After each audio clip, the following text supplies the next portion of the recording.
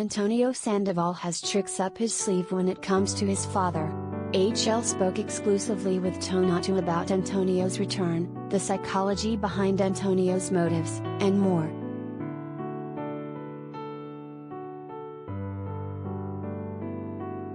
The hunger for power runs in the Sandoval family. Antonio Sandoval made his return in the Promised Land series premiere, and he's secretly plotting a company takeover with his mother, Margaret.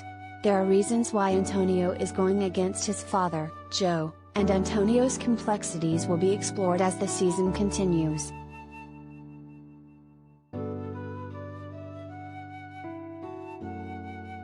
Hollywood Life spoke exclusively with Tonatiuh about Antonio's motives and his ultimate goal. It's not just about the family business. I personally think there's a certain psychology behind it. When you're betrayed by your family, it's almost like I want you to feel what I felt, the actor explained. There's also the male arrogance, or maybe I'll call it the machismo. I'm entitled to this company or this tribe or to the head of the family, so I'm coming back to take my rightful place.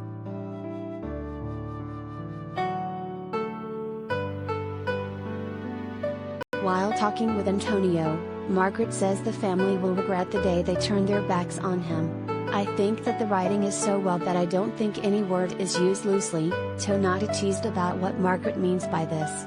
He also stressed that we will find out about Antonio's complicated history with his family. "Look, Joe did what he did, and he knows what he did," he said. "You're going to find out soon enough. We're going to see what happens. Let's see what Joe did, and then maybe you guys will switch allegiances."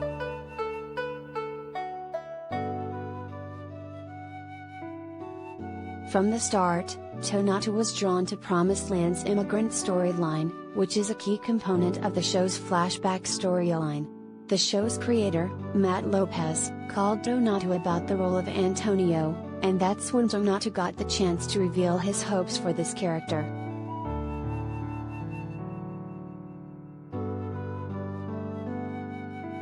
"My pitch to him was if we're going to explore a villain, because he's not a hero, but if we're going to explore what a queer villain looks like, it would be a disservice to not also explore the psychology behind what motivated those choices," Tonatiuh told Hollywood Life.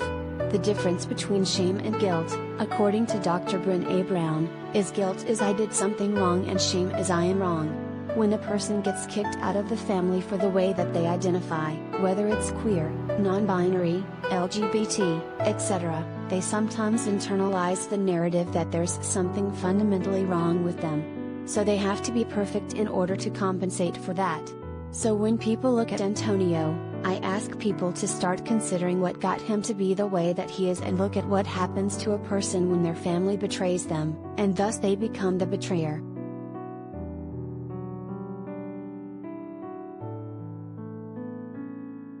The thing about Antonio, compared to the other Sandoval kids, is that you truly have no idea what he's going to do next.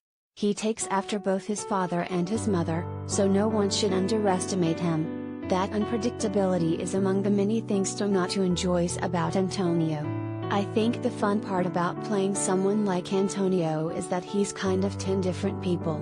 He's a different person with every person, he said.